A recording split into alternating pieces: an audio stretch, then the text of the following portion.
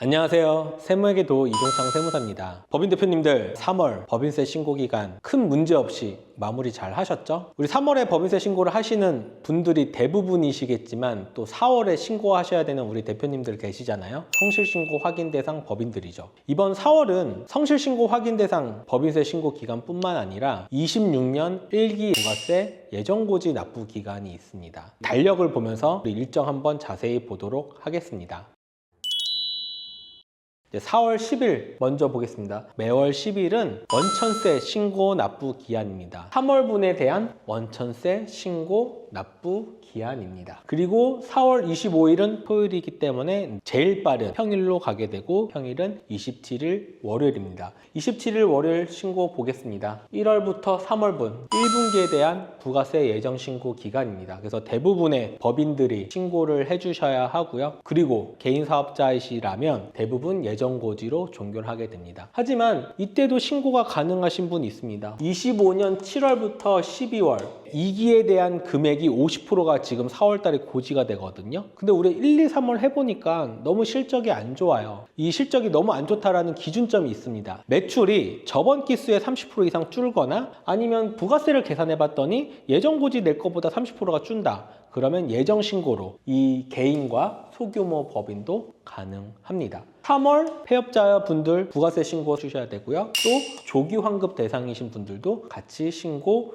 해주셔야 합니다. 네, 그래서 4월 27일은 부가세 예정 신고 납부 기간이다. 그럼 30일 신고 보도록 하겠습니다. 4월 30일 매달 말일은 간이지급명세서 제출, 일용지급명세서 제출이 있습니다. 그래서 3월분에 대한 일용지급명세 제출해 주셔야 되고요. 기타 소득, 사업소득 같이 제출해 주셔야 합니다. 그리고 마지막으로 12월 결산 법인 중 성실신고 확인 대상인 법인분들은 3월 말까지 신고를 하는 게 아니라 4월 말까지 신고가 가능하다는 거죠. 신고 기간이 한 달 연장이 됐다는 거죠. 그래서 우리 대표님들 4월 법인세 신고도 잘 마무리해 주시면 너무 좋을 것 같습니다. 거기다가 1분기 예정 신고가 있잖아요. 부가세 신고를 통해서 1, 2, 3월에 매출 실적과 사업 실적을 한 번 더 검토하시고 앞으로의 나아갈 진행 방향을 잘 검토해 주시면 좋을 것 같습니다. 4월 세무 일정에 이어서 성실신고 확인 대상 법인이 어떠한 법인인지 알아보는 시간 갖도록 하겠습니다. 국세청 자료를 통해서 한번 보도록 하겠습니다. 성실신고 확인 소규모 법인이라고 하네요. 소규모 법인 한번 체크해 주시고요. 법인 전환 사업자 체크하겠습니다. 법인 전환 사업자에 대해서 한번 말씀드릴게요. 우리 성실신고 확인 대상인 개인 사업자분들 있잖아요. 그래서 세금 너무 많을 것 같다, 아니면 제재가 너무 많다, 그래서 우리 법인으로 전환하자라는 컨설팅 많이 받으실 거고 대표님들도 고민 많이 하실 거거든요. 근데 성실신고 확인 대상인 개인 사업자를 법인 전환을 하신다? 그 법인도 성실신고 확인 대상 법인입니다. 그래서 개인의 성실신고 확인 대상 피했다? 이걸로 끝나는 게 아니라 법인들도 성실신고 확인 대상이기 때문에 확인서를 받으셔야 합니다. 소규모 법인에 대해서 한번 알아보도록 하겠습니다. 매출이 소규모다? 법인으로 사업을 하는데 매출이 적다고 성실신고 확인을 해라? 이건 좀 말이 안 되지 않을까요? 법에서 말하는 성실신고 확인 대상이라고 하면 부동산 임대업을 주된업으로 하거나 실제 사업성이 있는 소득은 아니고 그런 업에서 발생하는 소득이 전체 매출액의 50% 이상인 법인이어야 합니다. 예를 들면 제가 제조업을 하는데 실제 제조 매출도 있지만 저희가 갖고 있는 건물이 있어서 임대 매출이 있다고 할게요.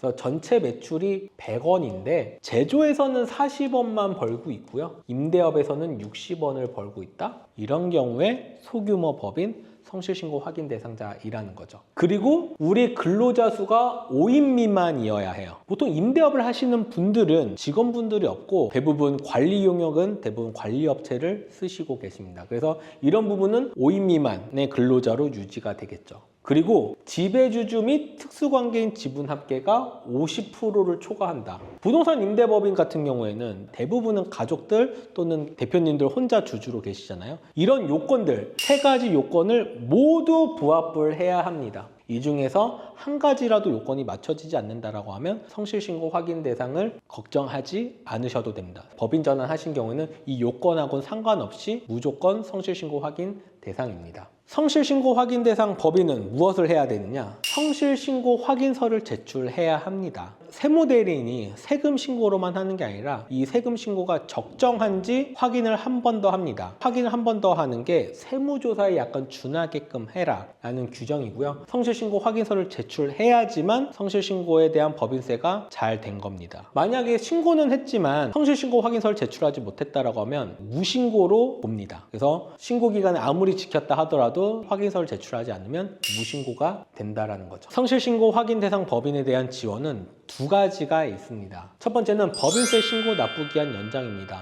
법인세 신고하는데도 시간이 많이 걸리지만 성실신고 확인을 받는데도 여러 가지 자료와 검토가 필요하다는 거죠. 그래서 한 달에 신고 납부기한을 연장해주고 있습니다. 그리고 두 번째는 성실신고 확인 비용 세액공제 제도가 있습니다. 성실신고 확인서를 발급받으시기 위해서 세무대리인에게 추가 용역비를 지출하셨을 거예요. 법에서는 성실신고 확인서를 받아라 해놓고 결국에는 비용만 더 쓰게 한다고 하면 납세자들한테 큰 불리함이겠죠. 그래서 납세자들의 그런 비용적인 불리함을 해소하기 위해서 세금을 감면을 해줍니다. 만약에 저희가 200만 원에 대해서 성실신고 확인 비용이라고 제출했다라고 하면 60%면 120만 원이겠죠. 120만 원을 세금으로 바로 공제해 줍니다. 내가 내야 될 세금이 1000만 원이었다? 그럼 세금 120만 원 공제하고 880만 원만 납부하시게 됩니다. 다만 내 소득이 만약에 수정신고나 세무조사를 통해서 10% 이상 변동이 발생했다? 그러면 공제받은 성실신고 확인 비용 세액공제를 전부 토해내게 됩니다. 그리고 성실신고 확인에 대해서 베네핏만 주는 게 아니라 페널티도 주고 있습니다.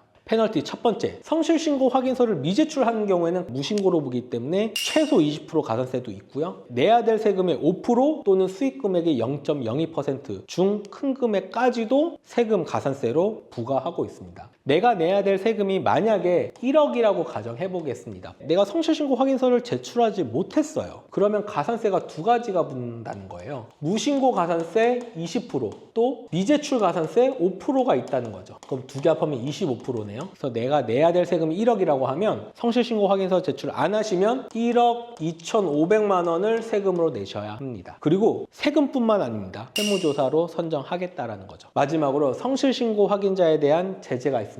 세무사가 또는 세무대리인이 이 성실신고 확인법인에 대해서 확인을 제대로 하지 못하는 경우가 발생했을 때는 징계가 발생합니다. 확인서를 제출한 세무사 또는 세무대리인도 이 부분에 대해서 책임을 져야 되기 때문에 세금 신고가 생각보다 어려운 부분들이 있습니다. 우리 대표님들 세금 절세하는 부분도 중요하지만 세무대리인과의 호흡이 중요한 경우가 또 있다고 봅니다. 성실신고 확인 대상 법인이 누군지 알아보았고요. 성실신고 확인 대상에 대한 베네핏 그리고 불이익까지 알아보았습니다. 우리 대표님들 이 성실신고 확인 제도가 없어지지 않는 한 매년 이슈는 있을 겁니다. 이 이슈에 잘 대응하는 것이 절세의 첫 번째 방법이라고 생각됩니다. 이번 영상이 대표님들 사업에 도움이 되었으면 좋겠습니다. 저희 세무에게도 유튜브 좋아요, 구독, 그리고 알림 설정 해주시면 절세 소식 빠르고 정확하게 전달해 드리도록 하겠습니다. 감사합니다.